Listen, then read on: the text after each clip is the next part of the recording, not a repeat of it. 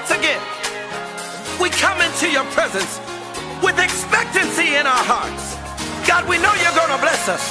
So we lift our hands in the sanctuary and we give you glory and honor and praise. Come on, come on. Okay, Father in heaven, thank you for another day, Lord. I specifically want to send out a special prayer, Lord, not only for fathers, but for mothers too that are going through any type of split homes, Lord. For the fathers, Lord, allow them to remove themselves, Lord, from any type of situation and understand, Lord, that you may not be seeing eye to eye with the mother of your child, Lord, but they have their opinion too, Lord. So protect their minds, protect the man's mind, Lord, that they're not selfish, Lord, okay? Respect the other party just as well as they want to be respected. And as for the mothers too, Lord, allow them to allow a father to be a father when it's time. I just ask you, Lord, because this is so heavy, and anybody that's hearing this, Lord, understand how serious this is, Lord, because it's not about the adults, it's the child that's going through all of the problems, Lord. So remove the problems, Lord. Help us, Lord, because sometimes we don't know. When it comes to this situation, everybody think what they're seeing is correct, Lord, and it's not about what they're seeing, Lord. So ask, Father, just watch over and protect their minds, Lord, that it's not selfish, Lord. In Jesus' name, amen.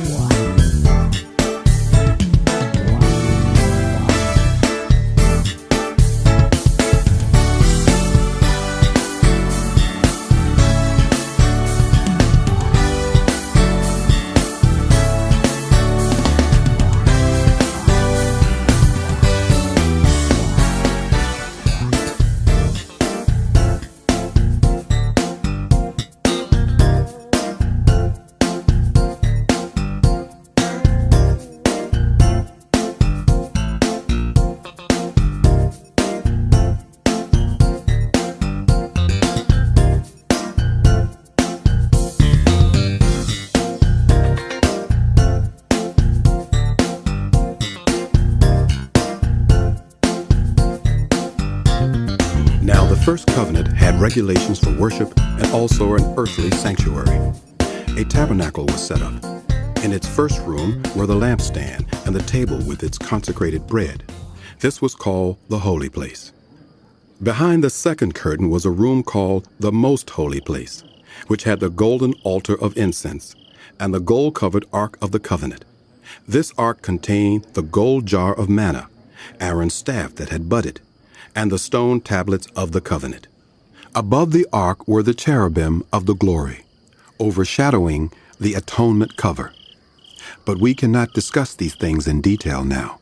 When everything had been arranged like this, the priests entered regularly into the outer room to carry on their ministry.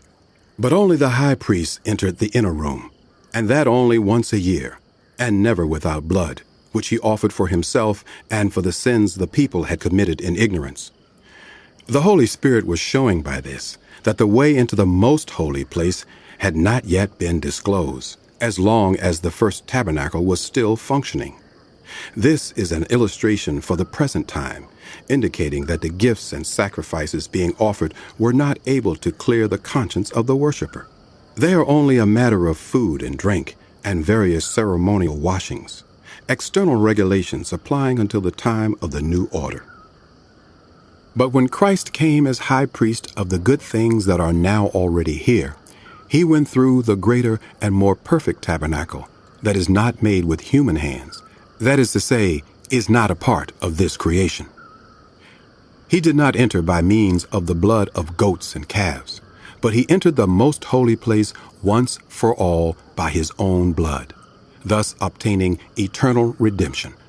The blood of goats and bulls and the ashes of a heifer sprinkled on those who are ceremonially unclean sanctify them so that they are outwardly clean. How much more then will the blood of Christ, who through the eternal Spirit offered himself unblemished to God, cleanse our consciences from acts that lead to death, so that we may serve the living God. For this reason, Christ is the mediator of a new covenant, that those who are called may receive the promised eternal inheritance, now that he has died as a ransom to set them free from the sins committed under the first covenant. In the case of a will, it is necessary to prove the death of the one who made it, because a will is enforced only when somebody has died. It never takes effect while the one who made it is living. This is why even the first covenant was not put into effect without blood. When Moses had proclaimed every command of the law to all the people, he took the blood of calves, together with water, scarlet wool, and branches of hyssop, and sprinkled the scroll, and all the people. He said, "This is the blood of the covenant which God has commanded you to keep." In the same way, he sprinkled with the blood both the tabernacle and everything used in its ceremonies. In fact, the law requires that nearly everything be cleansed with blood, and without the shedding of blood, there is no forgiveness. It was necessary then for the copies of heavenly things to be purified with these sacrifices, but the heavenly things themselves with better sacrifices than these. For Christ did not enter a sanctuary made with human hands. That was only a copy of the true one. He entered heaven itself, now to appear for us in God's presence. Nor did he enter heaven to offer himself again and again, the way the high priest enters the most holy place every year with blood that is not his own. Otherwise, Christ would have had to suffer many times since the creation of the world. But he has appeared once for all at the culmination of the ages to do away with sin by the sacrifice of himself. Just as people are destined to die once, and after that to face judgment, so Christ was sacrificed once to take away the sins of many. And he will appear a second time, not to bear sin, but to bring salvation to those who are waiting for him.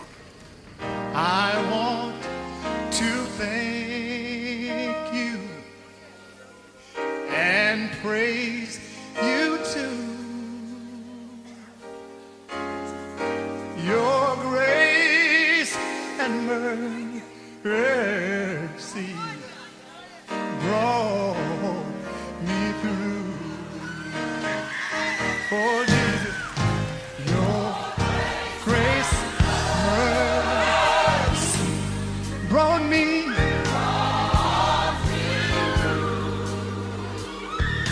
I'm living this moment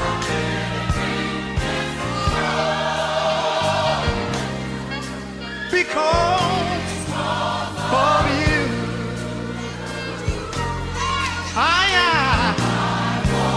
wanna thank you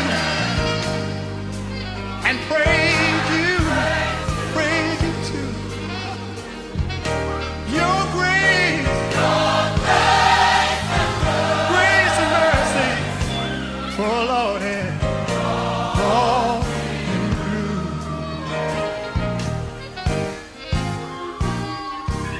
Thank you for saving a sinner like me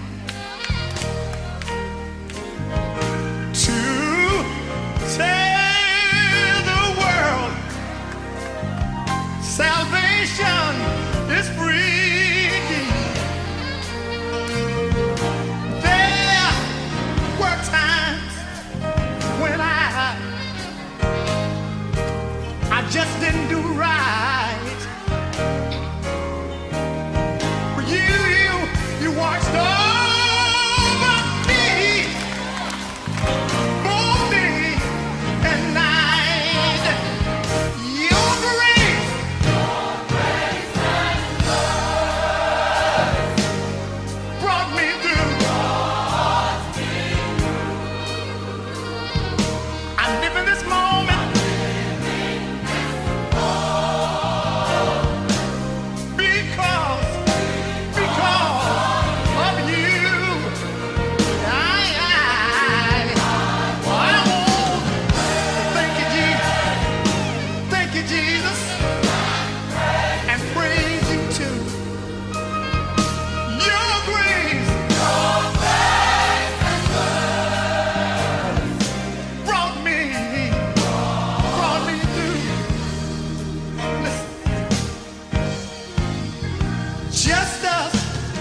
ancestors demanded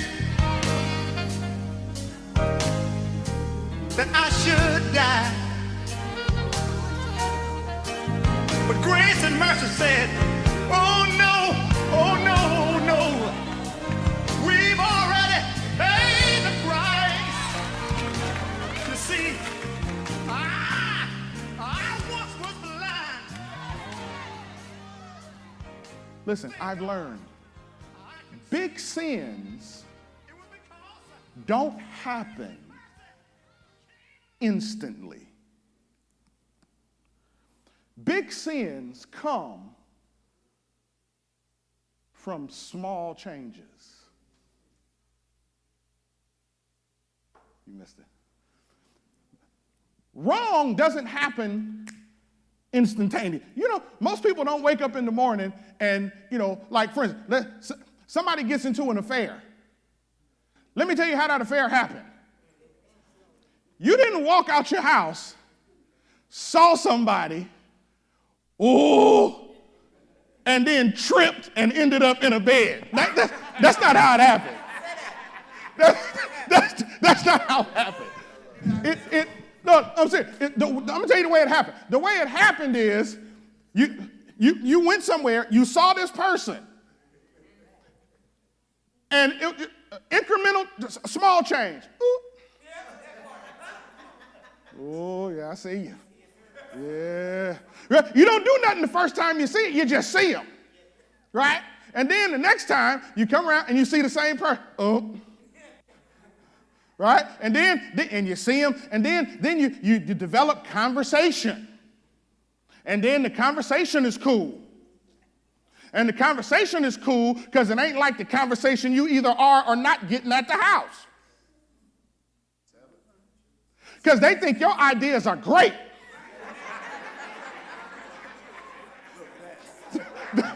The absolute best, Jay. Listen, oh my God, you're so smart. Listen, and that thing, and every time it happens, right? You just turn just a little bit, right? It doesn't happen instantaneously. You don't even know you're turning. Watch this. How many of you have ever gotten into a situation and then it went so far, and when you got there, you said, I don't even know how I got here? Because wrong things don't happen instantaneously. They are minor changes. I told you the story when we were in Puerto Rico, and we were on a cruise, and we got off the cruise, and you guys remember the story. And I told you about the dude on the corner who had these Michael Kors purses. Right? And so the ladies, we was, my wife and a bunch of, and they were there, and I was like, I said, why don't y'all get y'all one of these Michael Kors purses? And they was like, them ain't Michael Kors purses. And I'm like, wait a minute, it's a purse.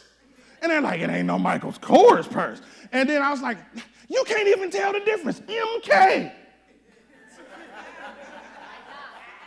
Right? And then they start talking about how much these purses cost and all that. And the dude had them for like $25. I'm like, you better run and get them purses. Right? Listen, $25, you're going to spend $250. Listen, that brother got it on 110% cheaper. That brother got $25. You're talking about $250. Listen, go get one of them Michael Kors purses. Right? And they was like, ain't nobody going to get no Michael Kors purse. That ain't no Michael Kors. Right? And I had a problem with it. I was like, what is, it's a purse. And the ladies was like, you don't even understand. And I was like, help me understand. And so we had a conversation about it maybe a few weeks ago, and then they finally made it clear, and then I understood. They said, watch this, they said, so the conversation started off the same. And I'm like, get you one of them cheap purses. And so they said, well, I ain't getting one of those purses. Why? And then they start talking about the insignia. Right? And it was like, Michael Kors, when you get an original Michael Kors purse, it got the MK, but then there's a circle, and the circle is a complete circle, and it ain't no lines in it, it ain't soldered together, it's a whole one piece. And I'm like, and there's that one, it had a missing piece over here. It wasn't even, the whole circle wasn't even closed. And I'm like, so what? it's a Michael Kors purse. And so they was like, no. And I was like, well, what if Michael Kors make one with the little piece missing? Well, then I get that one. And I'm like, so it ain't about the thing. And they was like, right. And I'm like, wait, I don't understand. And so then they explained, they said, listen, that's not a Michael Kors purse. And I'm like, what? What's the difference? And don't tell me about some insignia. And they said, it's not the same stitching. It don't have the same warranty. The leather ain't the same. Listen, it looks good while it's sitting here. But when you start messing with it, it doesn't hold up because, listen, it is an imitation. It is not the original. In other words, it's cheap because it's cheap. See, and what many of us don't know is that the devil will send you cheap stuff. And we around here talking about, look what God done blessed me with. It's cheap because it's cheap. See, and you won't know that it's not the original. It looks just like the original. You can hardly tell. There's just a little bit of flaw in it. And that's the only way you know it's not the original. But it looks just like the original. And we go for it because we think it's the original. But it's not until you purchase it, take it home, and try to live your life out of it that you discover this thing is not of the same quality as the original. There you go.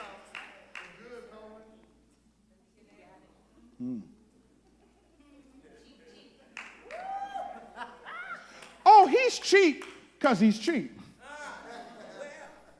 You missed that one. Oh, the Lord done bless me. He's so handsome. He got pretty eyes, nice teeth. He don't know God, though, but we're going to work on that.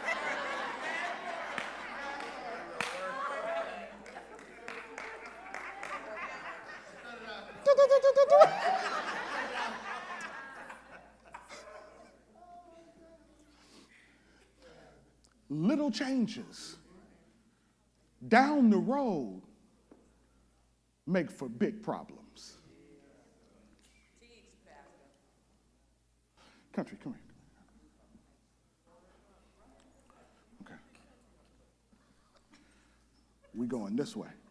All right? Yes, sir. Ready? Go. Stop. Back up.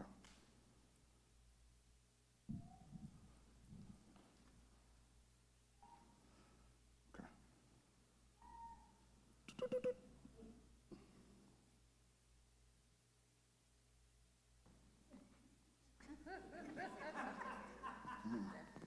Put your feet in the same direction your chest going. We going this way, okay? Let's go.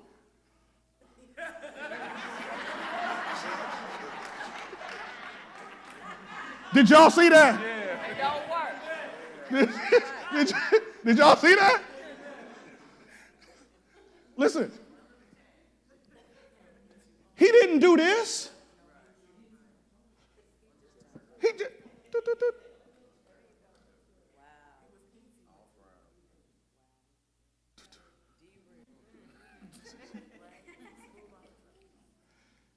He loved me. Yes, I do. But he don't love God, though. Yes, I do. I do.